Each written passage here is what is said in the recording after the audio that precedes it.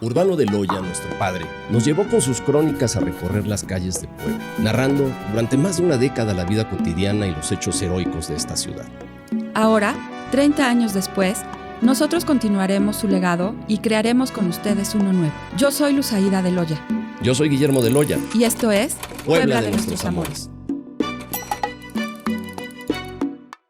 Bien, como decía Guillermo y usted, don Carlos, se vivieron momentos que fueron marcando la vida universitaria, pero siempre hubo una continuidad permanentemente formativa, ¿no? A lo largo de la historia. Y en esta lucha primero por del Carolino pasar a la Universidad de Puebla y luego a una Universidad Autónoma de Puebla y luego una benemérita Universidad Autónoma de Puebla, siempre ha habido una constante. Pero centrándonos otra vez en los años 1957, que concretamente es cuando mi padre entra a la universidad, sí.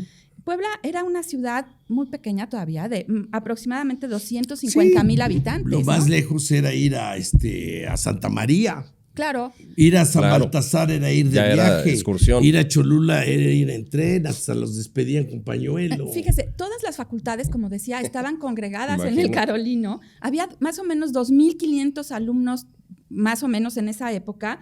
En esa época también algo muy interesante que a mí se me hizo, se crea el CENCH. El centro escolar se funda en esa época. Se empieza a construir la medalla milagrosa. Imagínense, ahí por la 25, patrocinada por alumnos y exalumnos lasallistas. Se empiezan a crear parques como los que patrocina don Enrique Pérez Benítez. Se abre la Normal Superior del Colegio Benavente. El Colegio Benítez también. Así es. Y la Universidad Autónoma de Puebla empieza a obtener un importante prestigio porque un año antes precisamente se vuelve autónoma. Entonces, precisamente esa época es donde mi padre recuerda sus mejores épocas de la universidad con abogados como su tío, como don Miguel Quirós Pérez, como don Guillermo Pacheco Pulido, como don Víctor Cortés Leiva, como don Fernando García Rosas, ¿no? Y Héctor Jiménez Jiménez, todos fueron de esa camada. ¿Por qué Melquiades Morales. Claro. También. Sí, claro. Un poco más joven de esa camada. ¿Por qué crees, don Carlos, que estos personajes han trascendido a importantísimos cargos públicos y son como un referente, un parteaguas en la vida de la abogacía de Puebla? Bueno, yo creo, y lo sé porque me lo platicaban, bueno, lo escuchaba con don Urbano, pero me platicaba mi tío, don Guillermo Pacheco y muchos estudiantes de esa época, precisamente de los años 50. El maestro era un maestro con verdadera vocación, en todos los ámbitos. El médico, el biólogo, el abogado. Y eran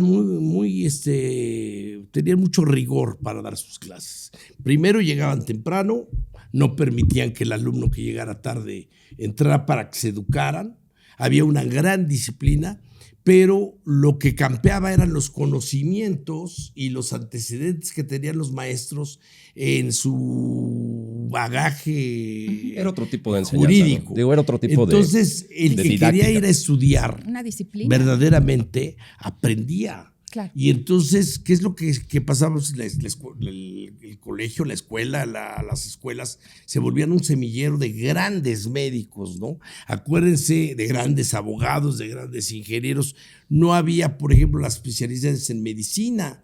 El primer cardiólogo, por ejemplo, tengo entendido, aquí en Puebla fue el papá de mi gran amigo y médico Toño de Velasco, por ejemplo. Ah, ok. Él venía de Estados del hoy Unidos. famoso doctor. Sí, del claro. famoso doctor. Okay. Pero no había especialistas. El doctor Paredes, por ejemplo, era un gran cirujano, pero era un médico general.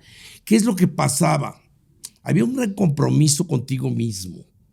Si no tenías el gran problema de que los maestros fueran improvisados, no tenías el problema de que los maestros faltaran, no tenías el problema de que fueran irrespetuosos, por el contrario. Y la disciplina que era te iban una marcando. Disciplina a rajatabla, ¿no? Entonces las bromas, las novatadas que existían en esa época, ¿no? Pues se daban afuera y a lo mejor pues eran reprochadas o sancionadas a los famosos pelones que eran los que entraban. Los famosos pelones. Pero cuando entrabas al aula, te convertías en un alumno comprometido contigo. Pero ¿no? además, si es que hermano, quieres yo creo que aprender. también por algo muy sencillo. El compromiso derivaba también del saberse privilegiado, porque lo Claro. era, en una época donde la educación universitaria no era una cuestión común y que pocos ahora también en esta generación Lo valoran. quizá lo valoran a fondo. O sea, estar en una universidad, formarse para la vida con una carrera, era una situación que muchos decían, caray, es para mí todo, ¿no? Creo que era una universidad con una dinámica y con una mística distinta de lo que se siente hoy en muchas Tocaste universidades. un tema muy importante y te digo porque eso yo lo llegué a vivir, Sí. yo personalmente. Recuerdo que le tocó en los años 50 a mi tío, que a mi tío le dejó de hablar su padre y su madre, que eran campesinos, campesinos, Ok. porque se atrevió a decir quiero estudiar en el Politécnico. Wow. Él quiere estudiar en el Politécnico y se fue con unas tías a México. No podían mantenerlo. Ellos eran herreros, y plomeros y cobreros, carroceros. De oficios, etcétera, claro. De oficios, ¿no? Entonces los padres veían como que estabas rompiendo un molde, un código. Que de alguna manera había resultado, ¿no? Porque tú eras hijo del carpintero, pues tenías que ser carpintero. Claro. Tú eras hijo del plomero, tenías que ser plomero. Yo Era cuando tu distintivo para la vida ya. Cuando empecé a ir a la universidad, yo tuve problemas. Mi papá me dejó de hablar. Bueno, Y a mí se también. molestaba. A mí también, porque ya decía pasando que a la quería anécdota. que siguiera yo trabajando como checador de camiones. Tú sabes que yo trabajé como checador de camiones Sí, claro. hasta el 7º semestre. Vendía yo productos en las gasolinerías, calcetines de casa en casa, etcétera. Y tanto mi hermano, que es verdadera, ese sí es brillante, mi hermano Jorge, que me lleva un año, ingeniero químico y es el director de una empresa importantísima en el Perú, de las más grandes que te puedas imaginar, ingeniero químico. No nos importó y tuvimos pues la tristeza de que tu papá sentía que habías violado de alguna manera un código, una tradición. código. ¿Por qué? Porque tú eras hijo del herrero, tú eras hijo del carrocero, que era mi papá, plomero, que era mi papá. Entonces tú tenías que seguir los pasos a él. Y el aspirar ¿Y era cómo romper querías eso. tú Era una afrenta. esa es la palabra, era una afrenta. ¿Cómo tú te querías superar y convertirte en abogado, no? Y entonces no faltaban los fifís, entre comillas fifís, que te decían, hazle caso a tu papá, ayúdalo a trabajar. Yo decía, Les dije que iba a estar bueno con Carlos Mesa. voy a ser el mejor abogado de Puebla, les decía yo a los dueños de los camiones. Porque me decían, sigue, toma todos los turnos. Trabajaba yo sábados de 5 de la mañana a 1 de la mañana, etcétera, sábado y domingo, y entre semana también trabajaba. Y me comprometí a volverme autodidacta, porque me tocó una época, contestando tu pregunta, ¿cuál fue mi experiencia?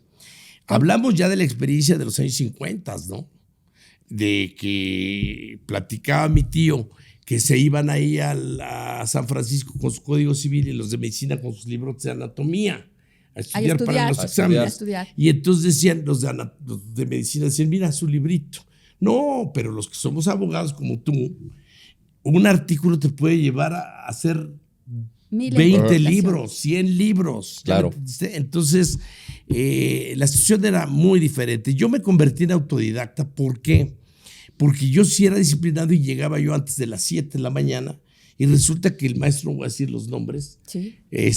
no llegaba. Entonces, en lugar de quedarme ahí, créeme, y va a sonar sangrón, si mi propósito era superarme y llegar a ser el abogado que yo quería ser, me iba a la biblioteca porque no tenía yo para libros, no tenía yo para comprar nada y tomaba yo los libros. Y entonces otra clase tampoco iba el maestro. O te tocaban maestros, y lo voy a platicar, no voy a decir el nombre de estos maestros porque ya se han muerto algunos, pero yo les decía a mis compañeros, a ver, invéntame un nombre raro en inglés, francés, lo que sea. Jimmy Richardson, perfecto, vas a ver que no sabe el maestro. Y entonces estábamos hablando de la teoría de Jimmy Richardson, quien se queda en el libro fulano tal, en la página 326, documentado, nos habla de la deontología jurídica de esto. Sí, pero acuérdense que Richardson no existía. Un toreazo. Porque también el colmo es de que te decepcionaba. Me tocaron grandes maestros como Gómez Mercado, el maestro Nicolás Sánchez Torres, que yo me jacto, y a la fecha no me ha tocado alguien que le pregunte yo, ¿cuánto sacaste en romano? Me dicen 10. Y le digo, a ver, dime la ley de las 12 tablas. No sé.